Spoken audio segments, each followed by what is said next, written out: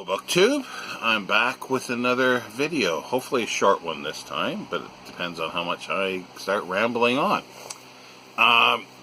It's sort of a mail haul part 2, second part to it.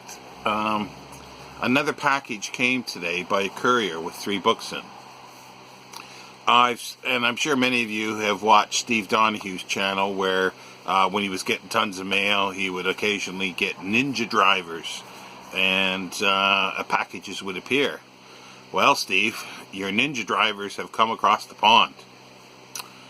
I went down a few hours ago, 3 hours ago or so, to just look in the mail, a little box that comes where the mail comes in the door, to see if there's any letters. And there was a little card at the bottom. And usually it didn't say anything other than a check mark, and then there was a little bit of writing. Like usually it'll say, you know, with neighbor, whatever, in back garden, in your safe place, and things like that, tick mark. This was ticked other, and it took me about 5 minutes or more to decipher what it could be as gate. Okay. Gate.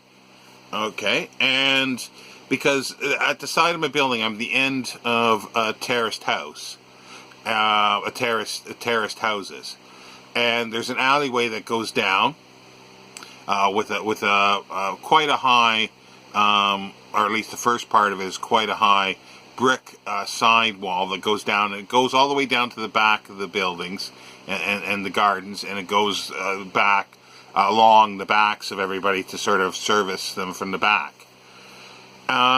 But there has been trouble with people sort of showing up and just, you know, and then, people leaving the back door open or something like that. So people would just walk in. And so an 8-foot, 9-foot metal gate, door basically, was put on the entranceway. And it's bolted in to the brickwork, and it's locked. And I stepped out a little bit, and it's wet. It's been raining here, and I didn't see anything there. So I went around the back, and I went all the way up the alley to the front, and yeah, there it is, the box, sitting in a puddle.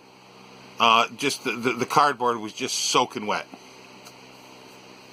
Thankfully, the seller, they wrapped it really well. They mummified it in bubble wrap.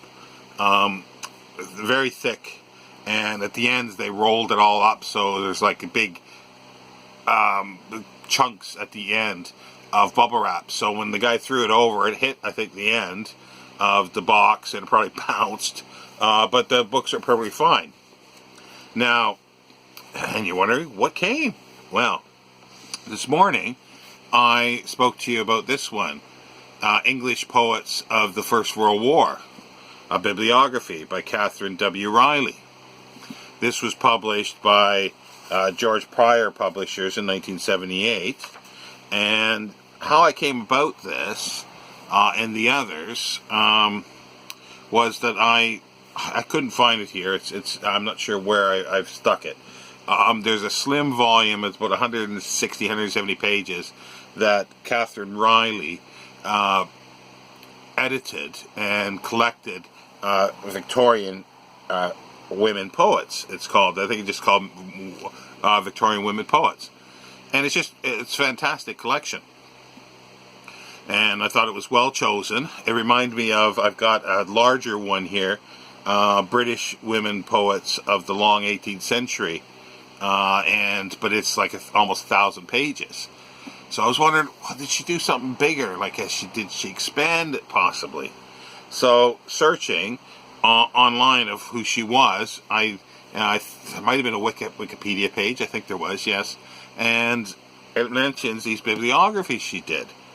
So she did a bibliography for the First World War, for the Second World War, and then she did a bibliography for late Victorian poetry, and then mid-Victorian poetry, and she was working on early Victorian poetry, a volume, but she died in 1995, I think it was, of cancer. So that has not been completed by anybody else, and she wasn't completed. She didn't complete it before she died. Now the other ones came. And we'll start with the late Victorian poetry, 1880 to 1899. It's a different publisher. It's a bit newer. This is 1994. So this was published just before, or is it, no, sorry, 2005 she died. Yes, sorry, 2005.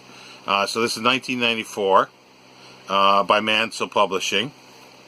And I was a bit, like with this one, I was slightly disappointed with it because I started looking through and it's just sort of your basic bibliography where it gives the author and a little bit of, the title, year, publisher, and so forth. And I was a bit disappointed because I thought to myself, I was sure it was an annotated bibliography. But that isn't, but these are. The late Victorian poetry, 1880 to 1899, it is an annotated bibliography, which means she gives, for the most part, if obviously the ones she doesn't, I'm assuming there's no information on, but she'll give a little outline, a biographical outline of them, and it's just lived, like here is Harriet Eleanor Hamilton King, 1840 to 1920. Born in Edinburgh, daughter of Admiral W.A. Bailey Hamilton and Lady Harriet Hamilton, sister of the Duke of Abercorn. In 1864, she married Henry S. King, banker and publisher. Useful. She had a sympathetic interest in the cause of Italian republicanism and wrote a biography of Giuseppe Mazzini, lived at the Manor House, Chigwell, Essex, all her married life. And then it goes into the normal bibliographic information. So I love this kind of stuff in a bibliography. It's really, really great because I've been spending the last few hours off and on going through here, and it's just repeated again. And sorry, it's shaking the camera. It's on the table here and it's moving. Well, obviously if it's shaking, it's moving. Mid-Victorian poetry, 1860 to 1879. An annotated bibliography, and this is 2000, also by Mansell Publishing, and it's quite a bit bigger. It's about almost twice the size. She gives in the back here. She gives, she does the same thing. A little biography of them and so forth. And then the third one, those may have had dust jackets because this one does, but I'm not sure. This is the earliest of the three Mansell ones. This is 1986, and it does have a jacket. It's a little rough. They've been used. You can see there's a little bit of wear to them. And this is the same thing for the Second World War. It's got a little less information, but as much as possible here that she's put in. So, as I say, I've been spending the last about 3 hours going through mainly the late Victorian poetry book, and then looking stuff up online. And this is what I like. I like the combination of a good book like this and online. You see, I sort of decry in many ways ebooks. It's partially me with my eyesight that when I read off the screen for any length of time, if I go up to an hour reading constantly, my eyesight's blurred and it'll be shot for the rest of the day pretty well. So I don't like doing that, and I can get headaches very quickly from it as well. And even like I do need to get new glasses, but it's even when I get proper new prescriptions, I get the same thing. I don't think it's any worse or better. But saying that, like I could never, like, even if I had a bibliography on an ebook, I just don't feel it's the same as just sort of flipping through and glancing at something and stopping to read. However, the combination of this and the internet is bloody fantastic. The internet doesn't have everything. So I can't, like, I put in late Victorian poets. I'm going to get tons of stuff. I'm going to get a ton of crap. It'll take me forever to look through stuff. Now this, if I want to look up, for instance, Samuel Laycock, then I can just put his name in specifically and see what comes up. If there's a Wikipedia page or anything else, and then, or the anything else is there any samples of his poetry online that I can look at? And that's where I will read a little bit to see. And if I really, really like it, or I think it's pretty good, I will then go to Abe or somewhere else and then look for a book to see, or if I can buy a collection of his poetry. See if anything's available and how much it is. I would never be able to do that otherwise without, it's a combination of both that makes it very easy. So it's like, I'm in my mid-50s, and, 20 years ago, this wasn't as easy to do. 30 years ago, during the 80s, if I was lucky enough to get a book like this, it would be difficult to do anything. Public libraries wouldn't have had the material. I could have looked there. They might have had, if I found a public library that had a good, I was living in Toronto at that time, so I would have been able to find somewhere with information on, and then probably got interlibrary loan. But then that takes time. You got to go through a lot of people to try to, like a lot of authors to try to find something you want. And I don't know, the people, I suppose what I'm saying is younger people who are growing up with this kind of thing, with the internet, I sort of envy a little bit because they haven't gone through the other part. But also, I don't think it's very good because they're missing a lot of other stuff. Because I think the best melding between all this is physical books and internet and ebooks. Fair enough, because there'll be stuff like if you go on archive.org, there's libraries that are scanning their books. Forget about Google. The Google stuff is just crap. It's like poor photocopies that have been scanned. Forget about that. Go to archive.com, and there's libraries all over North America and in Europe that are scanning their books in, and there are high quality PDFs with high quality scans of illustrations as well. And you could download a PDF of something that you're never going to see. You'll never get, in maybe hundreds or thousands of pounds or dollars.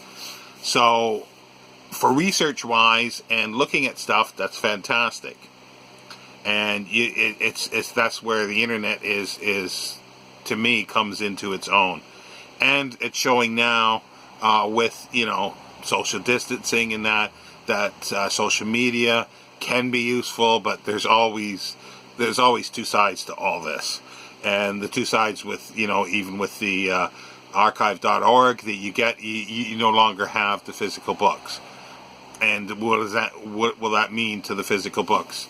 And I will still always have books around me, I hope to anyway, until the day I die. And hopefully that'll be in another 150 years. But, as I say, getting back to bibliographies, and here's another one that I was given yesterday, which even goes further than Catherine Riley. And this one is fantastic.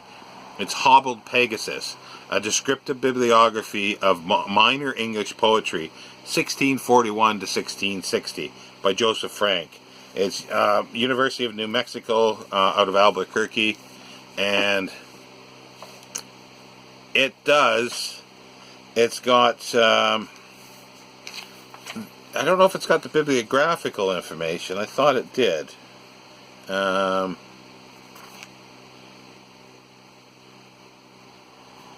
But to me, this is the ultimate, where it's got samples of the poetry. That is just a perfect melding of, have a little bibliographical information, all the correct, biographical information, all the correct bibliographical information, and samples when it's dealing with poetry. Samples. It's just that this here, I was just blown away by this. And I don't know how many bibliographies are like this for poetry. And I've posted another one. This is what a lot of bibliographies are like. Is like this circus one. It's got the funny dedication page to the in memory of my pussy. In case anybody missed that the first time. In memory of my pussy. It's a bibliography of books on the circus in English from 1773 to 1964. It's compiled and put together by Raymond Toole Stott. And it is just basic. It's a little more than a checklist. But it's you got the biographical information. Then you go to a checklist. This is a checklist of women writers, 1801 to 1900, fiction, verse, and drama. And it's a checklist. It's got years and everything. And it doesn't really say the publisher. It gives the year and the location, like London, 1869. And it's just column after column. So yeah, and this is, I find this of interest as well. I've got the Cambridge bibliography. There's like a 5-volume set there in behind the chair here that are, it's maddening because I can't get to them at the moment because I wanted to check and reference a couple things. But yeah, and like I've talked about bibliographies before. I love them when they're done in this way, especially this way for poetry, where you got samples of the poetry, or this way where it's annotated with biographical information. And as much as Thomas Wise is, has been sort of discredited, and I'm sure there's suspect material in his bibliographies. I do like the one that's it's down on the bottom shelf there, but on Swinburne, the information it's very detailed, and I know some of it is not going to be correct because he faked some of Swinburne's stuff, but it's checklists and this, and again, like I say, where do you start with this? You put women writers, like for drama. Where are you going to get? The only thing that's missing from this is what were the books about? That would be a nice thing, that if this was a proper bibliography, or a more detailed annotated bibliography, that you would get the little bio of the author, you would get the book, all the bibliographical information, the title, whatever states or editions that it went in. You have all that information, but you have a little summary. You have a small little summary of the book itself. Now, I know there's some out there, and those are the ones that I really love, and those are the ones that I'm looking for certain authors, or especially if they're older, stuff like this, like what I wouldn't give for a multi-volume of something like this, even not just women authors, but say all authors from 1801 to 1900, all fiction, all drama, all poetry, and just a descriptive one. That would be great. Well, it's 19 minutes, so I'm going to stop there. I did ramble on too much, but it's a bit of a mail haul, as I say, part 2, and a ramble, in other words. So take care, book 2, and I will see you tomorrow. Bye.